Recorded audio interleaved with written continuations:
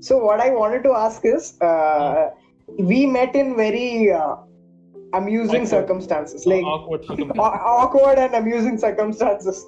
So I have already narrated that story on a previous episode. Let's hear it from his side. Yeah, so I wanted to hear the same story from you because you have a very different perspective about it. No, so basically that was this lady called. Before that, we can just start with how you started doing activism and how you came about in doing the lecture scene and how you ended up in Aputas College. Okay, fine. So in short, activism in the sense, I wanted to be an activist. Like after seeing Gary's video and seeing his interviews in Israel and the impact he left there, I was like, I don't know, it's one weird thing. The first time I saw him and his work, I was like, hey, I can do this. I think I can do this for sure. I know for a fact how I should do this. So I think if he didn't exist and I was a vegan, I would have no clue how to propagate the message. Because you don't really think as an animal rights activist, you can go in there and you can actually convince people and do this stuff. We just go and we're like, hey, I'm a vegan, I do this, bad things are happening, please consider this, blah, blah, blah. But that's how we are. Like, usually we're quite frightened and stuff. But him, he doesn't give a fuck about anything. So he just goes in there, rams stuff into people's brains and just walks out. That's it. So I was like, it's possible. And people were listening. That's the strange part. It's crazy how many people were actually listening to him. So after that, what happened was I was like, okay, I want to be a lecturer too. And there's this one guy called Richard, Vegan Gains from YouTube. Man, for people who haven't seen Richard in his prime, I just feel sad. Okay, what he is today is nothing like how he was some 4 or 5. He was insane. He was a man. He was literally mental. That guy's mental. He has some issues, but awesome in an awesome way. He was crazy. So we can't even know, like, people who haven't seen those old videos of Richard. They won't even know what he did in the past. We can't give him enough justice through words, like how crazy he was. And also there's one lady called Emily, Bite Size Vegan. She's stopped uploading since 2015, and I used to watch all of her videos. I liked her stuff so much. So these three were the ones that really I learned a lot from. And I went vegan in 2014. 2015, you can say for 1.5 years, nothing. No activism at all. Apart from arguing and fighting with my office mates, I have not spoken about veganism to anybody at all. I didn't know how to get started. Then in 2016, I came across that's when I first came across a vegan community in India. Well, after 1.5 years of being vegan. And I met a few people and they were talking about activism. Like the guy called Hitesh, he's in Delhi right now. And he was a volunteer at FIAPO. And he said that FIAPO is running some camp here. Do you want to join? Or they're doing some activism here. They sent me some leaflets and stuff. I said, yeah, I'll join. But I never went and joined him. I always wanted to. It's like before the first time you start something, it's like jumping into the swimming pool. You want to do it, but the first jump inside is so scary and so hard to do. So I just kept postponing. But then as part of a WhatsApp group, and he kept putting images of him showing himself in the weekend saying, hey, today I went to the beach, I spoke to 10 people, I gave them leaflets, and I'll see him, I'll be like, damn, man, I want to do that too, but how do I do it? I don't know. So then eventually I joined him and a few others. There's a guy called Kaushik here in South India. He was the one who was leading Living Free back then, FIAPO's campaign. I joined that campaign. And we started doing outreaches at the beach every weekend, in a few parks every weekend. I was working in Amazon, the website. And on the weekends, we would all get together and we were doing activism on streets, distributing packs. When you first do activism, you take a photo, you put it online, people say, oh, awesome, great job. You feel happy. You think like, yes, I spoke to 10 people, I argued. But in actuality, nothing's happening. So that hit me. And not to mention working with my colleagues, I'll be sitting at office and working and typing on my laptop. Behind me, they'll be like, hey, today we're going to have what's the thing you call when all the colleagues eat lunch together? It's a word for potluck. It. No, not a potluck. It's outing lunch. Some crap they'll say. So they'll ask me, I'll be like, so sorry, I don't want to join this. Then right behind me, they'll on the phone like, hey, call this store. Say mutton biryani. No, say lamb chop. And I'll be like, I would be having some very dreadful thoughts going through my head. Like I'll think terrible things. I'll be like, oh, I hope a lorry crushes one of them.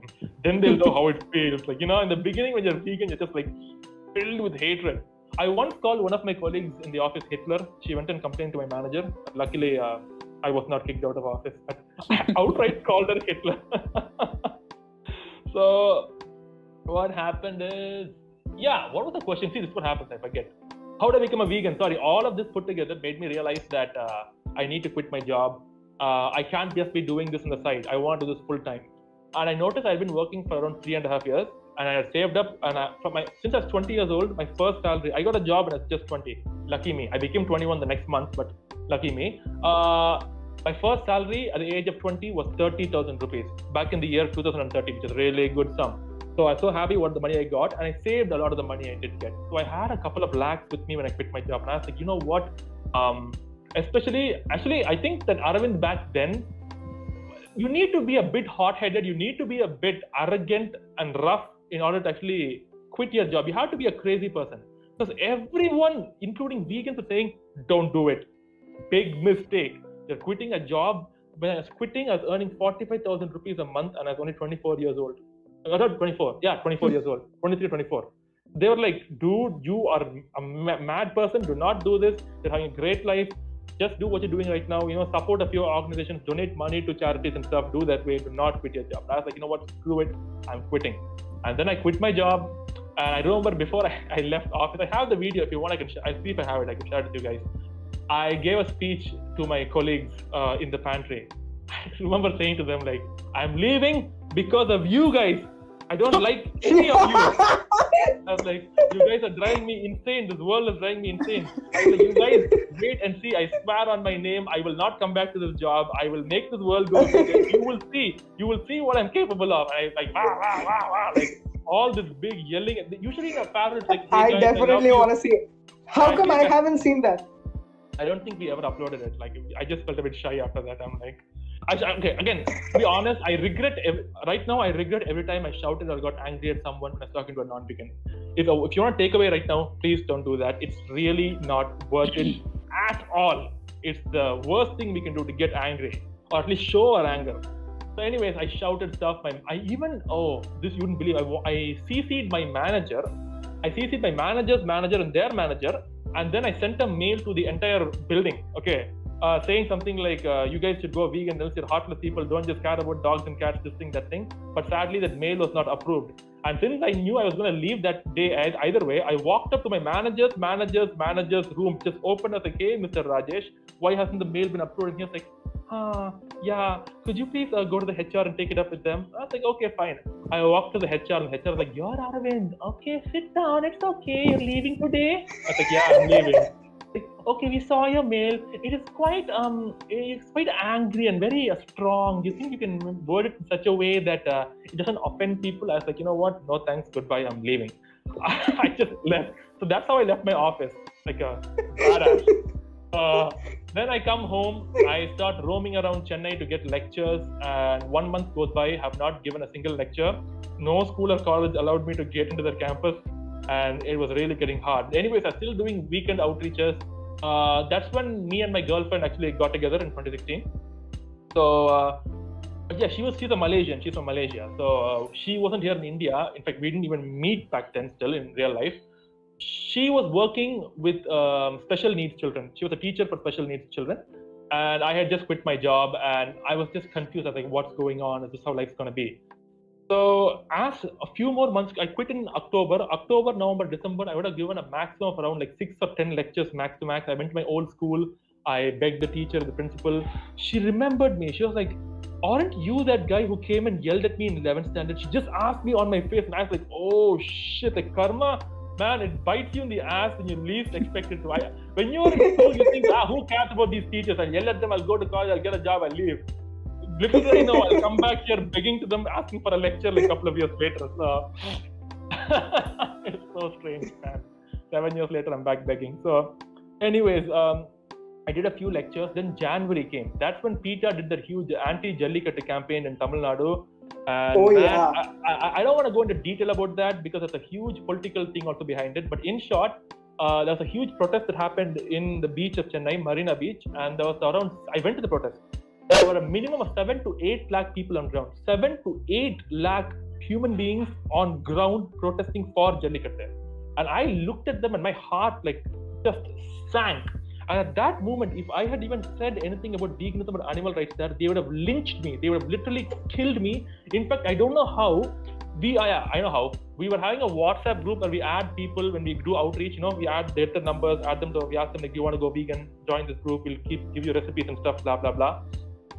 What happened is people from that group leaked my number and other people's numbers, the admin's numbers, saying that we are working for PETA and we are anti-Jallikattu and stuff. We never even mentioned anything anti-Jallikattu. We were talking only about food, only about veganism when it comes to food. We were talking about. So I started getting calls and stuff like, "Hey, I want to kill you. I know where you live. Fuck you, this and that." Like, I was so sad. I was like, dude, I just quit my job. Activism is not easy. I managed to do 10 lectures in 3 months, and they were also not too well received. Activism is going so average, and now this protest happened here. People want to like kill me in my own state, my own city where I live, from my own people. And even if you mention the word animal rights in Tamil Nadu for the next 3-4 months, they would literally kill you. I mean, like, it was so strong. The media was so strong. When I went the same year, 8 months later, to Chennai to do a lecture, and went to the college to ask a man like, "Hey, can I give a lecture here?" He was like, "Are you with PETA?" That's the first thing he asked me. "Are you with PETA?" If you're with PETA, get out. Don't even stand in front of me. They are anti-Tamil. They are anti-Indian. They want to kill us. They want to kill our village farmers. We are Tamils. We stand for our rights. Our people first. So just get lost. Openly they say that. That's the level to which they are anti-animal. They're basically anti-PETA, and they believe anything you talk about animal rights means PETA. They won't say PETA. PETA. PETA. PETA. So, they made a slogan like, "Hey, PETA, something will hit you with beta, that slipper." So they made all these chants and slogans. It was crazy, man. Like, that was the craziest thing I've ever seen in my city so far. So I lost all hope. I was literally like so depressed. And that's the first time in my life. If anyone's watching this, please don't do what I did back then. I drank alcohol. I was like so depressed. I mean, like, dude, I made such a big speech to everybody. I was so angry and upset. I wanted to change the world. I quit my job that was paying me so well, right? I sucked at doing what I wanted to do, and everything around me was collapsing. Right? How do you even my neighbors, the old lady opposite my house was like, "Hey, you have to kill PETA, fuck PETA." Like, that's the level to which the media managed to get them. So I was so sad. And then my parents came to Chennai back then to attend a wedding. And my dad was like, "Hey man, how's it going? You quit your job, all good?" And I was like, "No, you know what? I think I made a big mistake." They're like, "Okay, what are you gonna do right now?" I was like, "Listen, I can't do activism in Tamil Nadu right now. That's like, it makes no sense. It's not gonna happen. So can I come to Mumbai with you guys? Can I just come and stay for some few months till things settle here? I'll see what I can do there." So I come to Mumbai. Wow, you asked me how I met Apota, and I just give you like a big J.K. Rowling novel. Anyways, that's fine. That's what we're here for. Okay, fine. If you guys don't mind, I don't mind. I can keep talking. So then I finally come to Mumbai. I meet a lady called Kamya. Kaisha Rochlani is her actual name. She said that she studied in KC College, and she had a teacher there called Mr. Satish Kolte, and she could put me in touch with him to help me get a lecture for students over there. I told her like, I'm an activist from Chennai. I was literally fleeing from Chennai. I literally fled from Chennai, and what do you call it? Dude, I actually even witnessed some violence in Chennai. Like, one of my friends who was a vegan got beaten up, not because he's vegan. He just got beaten up because he's in the wrong place at the wrong time. One lady who spoke against the Jallikattu protest, she was like this pro-right-winger BJP person. So she was just against the whole concept and thing. So when she spoke, they immediately made it into like, this whole angle of like, oh, these BJP people want to kill Tamil culture and stuff, the usual stuff, propaganda they did. So people actually went outside his house with Molotov cocktails, threw it on a roof and set it on fire. And then the police department came, they put the fire out. And then I get a call from a particular person, I don't want to name him, and said like, "Hey Arvind, I have a friend. She's going through some serious turmoil right now. Can you please go to her house and help her out?" This is in January. I go to her house. I help that, she's an old woman. I help that lady move her 10 dogs and around 8 cats from her house to a foster care. And she was crying, hugging her animals. And then she basically put like a burqa over herself there to make sure people won't notice who she is when she leaves the house, and accompanied her. And after dropping her animals at the shelter, she went to Delhi, and I'm sure she came back probably after a year. Things were crazy down here, seriously. Like, it was nuts. So I fled when I left Chennai. I literally fled for my life. They wouldn't have killed me, but if I had spoken anything, they would do horrible things to you. So come to Mumbai, I meet the activists here. A lady called Kaisha, she takes me to KC College, and finally I meet Mr. Satish Kolte. I sit next to him, I give him my letter, and he's like, "Okay, you are Aravind and you want to do a talk here." I was like, "Yeah." "We have another Aravind here." I was like, "Okay." This teacher has a way of speaking. He's like a very, it's that typical North Indian funny uncle. Oh, you know this, right? Like, he has that charisma. So he's like, but you are a Tamil, right? I was like, yeah. He is also Tamil. He's like, hey, go call Apota. I'm like, what on earth is an Apota? I've never heard of such a word or a name in my life. Like, what's an Apota? Then this guy comes in. He looked like a Furby back then. He looked with glasses, no mustache, no beard. Okay, puberty didn't hit yet. He looked completely. I have photos. He looked completely different back then. So he sits next to me. It's so awkward. And then I look at him. He looks at me. And then he says, "Both of you communicate in Tamil." Okay. and the basic thing you say in Tamil is "Saptaya," which means, "Saptaya." Saptaya. He looks at me. He Saptaya. I was like, "Saptaya." I said, 8? Yeah, 8. Then we didn't know what else to say. Then he told this kid can do the Rubik's Cube thing. I said, okay, show me that. And he had a Rubik's Cube. And when he was doing the Rubik's Cube and he was doing all of this, in my mind, I was still like the old Arvind. So I'm like, man, I came to this guy asking for a lecture. He's making me meet some random students. He's just making some jokes, asking me to speak Tamil. And Kamya standing there all smiling like, yes sir. So I was like, not. Okay. But I told myself, like, okay, you know what? Don't blow your cool. Just be calm. Just see what happens. So I was smiling, and then he left. They all left, and then finally I said, "Can this happen?" He's like, "Yeah." There's an event happening like in 10 days or something. I'll call you for the event. And eventually he did call me, and that's when I went in. And the person, when I enter the room and I take my seat on the dais, the first person in front of me is Apota, and I was like, he was like it's like we already knew each other. So yeah, then yeah. What's worse is I was not supposed to be there. Like, I didn't sign up for that event. I was sitting in my lab, and apparently the room was empty, and they want to fill in people into the room. So they dragged me out of my lab and they put me there. And I'm like, okay, fine. And I see the brochure, I see the list of lectures, and I'm like, okay, there's Arvind Kannan talking about veganism. I know this guy. That day I met him and all that stuff. So I was like, fine, I'll sit. Yeah, so then I saw the lecture was going on. And after that, Apota got in touch. Yeah, that's basically how me and Apota met. That's the long story. We can write a book about it. Yeah, no, I basically covered how I was when I was in office, how I started to be an activist, my early times of activism, and how I came to Mumbai and met you. I covered all 4 points in this. So yeah.